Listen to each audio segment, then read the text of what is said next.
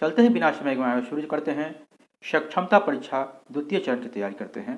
1 number से देखते हैं। प्रत्येक वर्ग का दूसरा और चौथा व्यंजन क्या कहलाता है? ए अघोष, बी अल्पप्राण, सी सघोष या डी महाप्राण?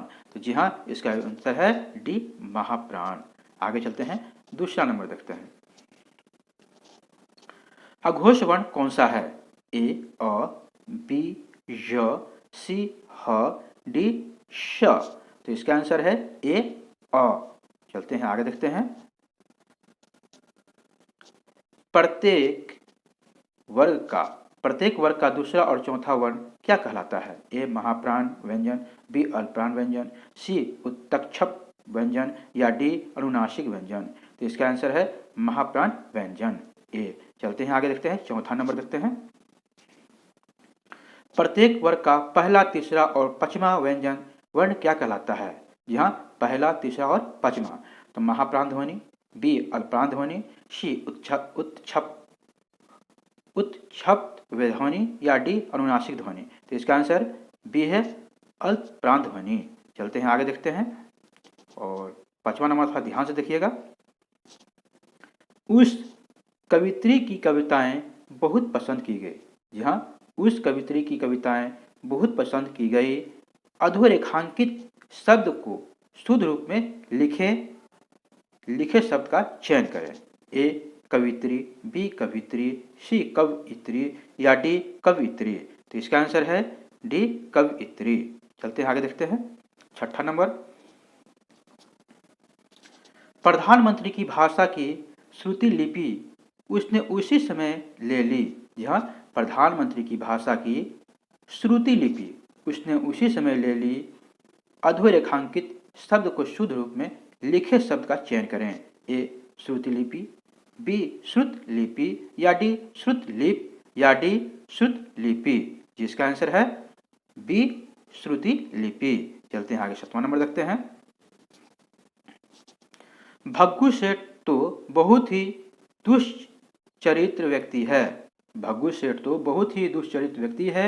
अधोरेखांकित शब्द को शुद्ध रूप में लिखे शब्द का चयन करें। ए दुष्चरित्र, बी दुष्चरित्र या सी दुष्चरित्री या डी दुष्चरित्र? तो इसका आंसर ए है दुष्चरित्र। आगे चलते हैं, 8वां नंबर देखते हैं। अ जोड़ ई बराबर ए स्वर संधि के किस भेद को व्यक्त करता है? ए दीर्घ संधि, बी गुण संधि या डी वृद्धि संधि या डी यन संधि? एक बार फिर सुन लीजिए। ए दीर्घ संधि, बी गुण संधि, सी वृद्धि संधि या डी यन संधि? तो इसका आंसर है बी गुण संधि। चलते हैं आगे देखते हैं, 9वां नंबर से।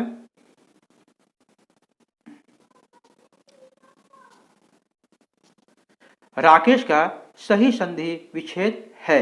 ए राके जोड़ इस, बी राक जोड़ एक या सी राका जोड़ इस या डी राका जोड़ इस? तो इसका आंसर है सी राका जोड़ इस। चलते हैं आगे देखते हैं, 10वां नंबर। नवरत्न में समास है। नवरत्न में समास है। ए द्विगु समास, बी द्वंद्व समास या सी तत्पुरुष समास या डी क्रमधारय समास? तो इसका आंसर ए है द्विगु समास। चलते हैं 11 नंबर देखते हैं। समास के कितने भेद हैं? समास के कितने भेद हैं? ए 3, 4, बी 4, सी 5 या डी 6? तो इसका आंसर है डी 6। आगे चलते हैं। प्रत्यय शब्द कितने शब्दों से बना है? प्रत्यय शब्द कितने शब्दों से बना है? ए 2, बी 3, सी 4 या डी 6? तो इसका आंसर है ए 2। आगे चलते हैं। पाठक शब्द में कौन सा प्रत्यय है? ए क, बी अक, सी आक या डी अ? तो इसका आंसर है बी अक। चलते हैं आगे देखते हैं, 14 नंबर। आंशिक शब्द में प्रत्यय क्या है? आंशिक शब्द में प्रत्यय क्या है? ए अ, बी क, सी इक या डी सिक? तो इसका आंसर सी है इक। आगे चलते हैं। पवन का पर्यायवाची शब्द है? ए मिलन, बी पूजना, सी समीर या डी आदर। तो इसका आंसर है पवन का पर्यायवाची शब्द समीर। आगे चलते हैं। सूरज किसका पर्यायवाची है? सूरज किसका पर्यायवाची है? ए अंशुमाली, डी आदित्य, सी भास्कर या डी ये सभी। तो इसका आंसर है डी ये सभी। आगे चलते हैं। कृपा किस शब्द का विलोम है? कृपा किस शब्द का विलोम है? ए कोप का, बी कटु का, सी क्रोध का, डी क्रूर का। तो इसका आंसर है ए कोप का। आगे चलते हैं। कोप का 18 यानी आगे नंबर देखते हैं। सुस्ती का विलोम है। इनमें से बताना है आपको सुस्ती का विलोम कौन है? ए तंदुरुस्ती, बी चुस्ती, सी ताजगी या डी सुस्ती विहीन। तो इसका आंसर है बी चुस्ती। आगे चलते हैं। 19 नंबर देखते हैं। जो सब कुछ जानता हो के लिए एक शब्द है। ए सर्वज्ञ, बी अज्ञ, सी विशेषज्ञ या डी कृतज्ञ। जी बताइए। तो इसका आंसर ए है सर्वज्ञ। आगे चलते हैं। जो हर समय अपना मतलब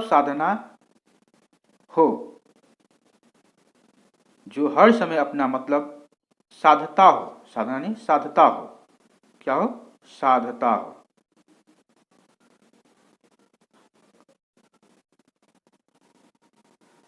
साधता हो उसे क्या कहा जाता है?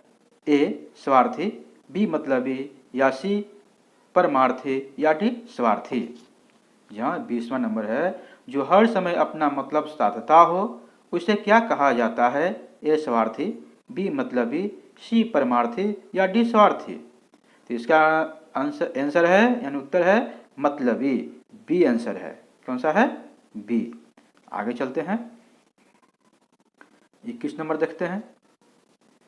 एक का बहुवचन क्या है? ए बहुत, बी अनेक, सी ज्यादा या डी दो। तो इसका आंसर बी है अनेक। आगे चलते हैं।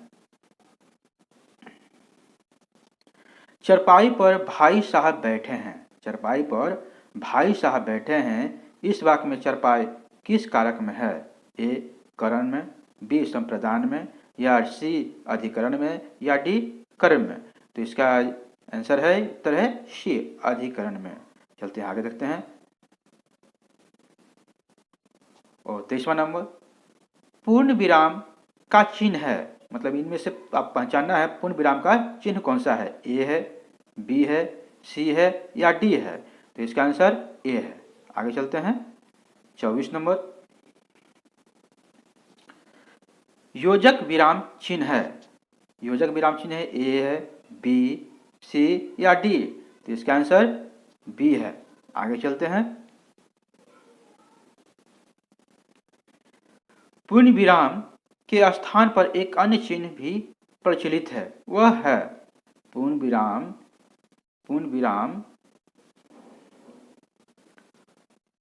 कहता है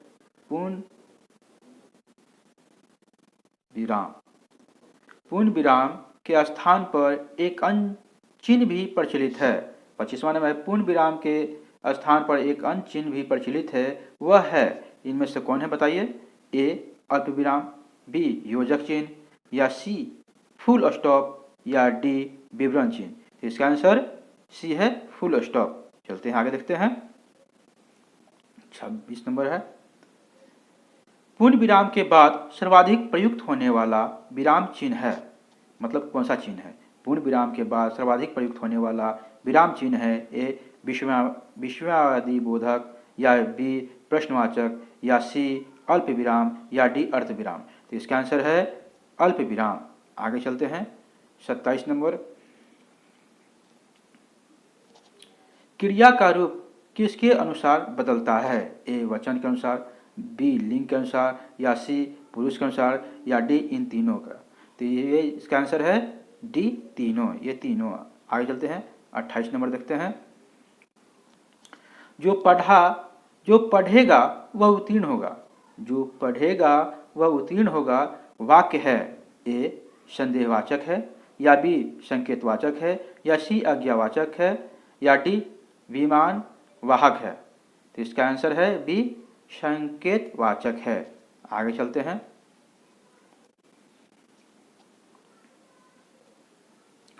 राम ने कहा गाड़ी पहले गई। राम ने कहा गाड़ी पहले गई, कैसा वाक्य है? पहले नहीं, पलट गई। क्या हो गई? पलट गई।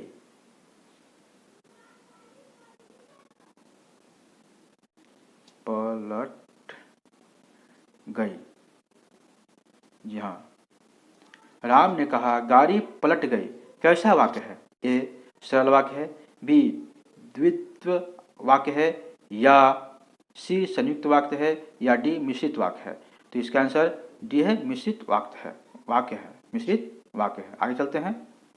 तीसरा नंबर, निम्नलिखित में शुद्ध वाक्य छांटिए। ए रेखा ने भोजन कर ली। रेखा ने भोजन कर ली। बी रेखा भोजन कर ली है। सी रेखा भोजन कर ली, या डी रेखा ने भोजन किया है। तो इसका आंसर डी है, रेखा ने भोजन किया है। आगे चलते हैं। 31 नंबर, निम्नलिखित में कौन सा वाक्य शुद्ध है? ए वह सब लोग भले हैं। बी भीड़ में चार जयपुर के व्यक्ति थे, या सी मनुष्य ईश्वर की उत्कृष्टम कृति है। सी मनुष्य ईश्वर की उत्कृष्टम कृति है, या डी वह सारे गुप्त रहस्य प्रकट कर देगा। तो इसका आंसर सी है, मनुष्य ईश्वर की उत्कृष्ट कृति है। आगे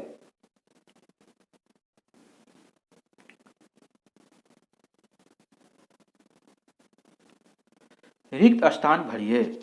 रिक्त स्थान भरिए। माता जी को डैश खाली स्थान है, भरिए। ए प्रमाण, बी परिणाम, सी परिमाण, या डी प्रणाम। तो इसका आंसर डी है, प्रणाम। आगे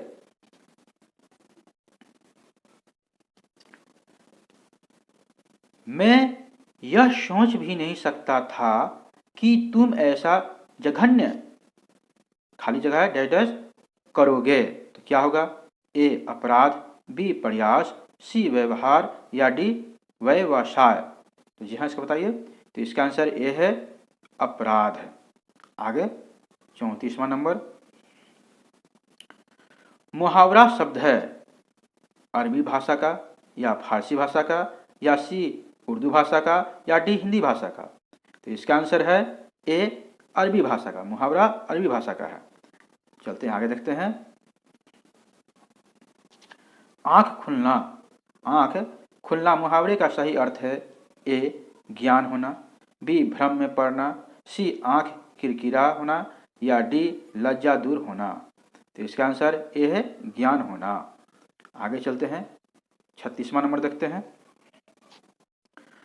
पत्र को मुख्यतः कितने वर्गों में विभाजित किया जाता है? पत्र को मुख्यतः कितने वर्गों में विभाजित किया जाता है? ए 2 भागों में, बी 3 भागों में, सी 4 भागों में, या डी 5 भागों में। तो इसका आंसर ए है, 2 भागों में। आगे चलते हैं। 37वां नंबर देखते हैं। सरकारी पत्रों में क्या अनावश्यक है? जरा ध्यान सुनिएगा क्या कहता है। सरकारी पत्रों में क्या अनावश्यक है? ए स्पष्टता एवं शुद्धता का, बी क्रमबद्धता का, या सी संक्षिप्तता का, या डी व्यक्तिगत शैली का। तो इसका आंसर डी है, व्यक्तिगत शैली का। चलते हैं 38 नंबर, हिंदी में स्वर कितने हैं? इसके उच्चारण में हाव भाव हमारे मुख से बिना किसी रुकावट के निकलती है। एक बार सुन ले, थोड़ा गलती हुई बोलने में। हिंदी में स्वर कितने हैं? इसके उच्चारण में हवा हमारे मुख से बिना किसी रुकावट के निकलती है। ए 12, बी 11, सी 9, डी 8। तो इसका आंसर है बी 11। आगे चलते हैं। 39वां नंबर,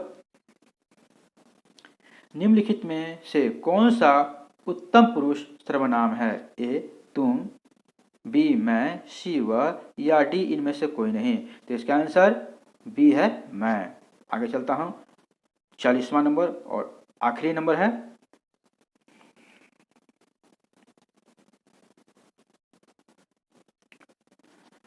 छोटी बात को बढ़ा चढ़ाकर कहना। अर्थ के लिए सटीक मुहावरा है।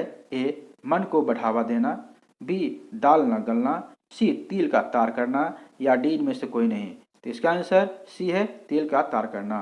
यहाँ तक बनने के लिए थैंक यू, शुक्रिया, बहुत बहुत धन्यवाद।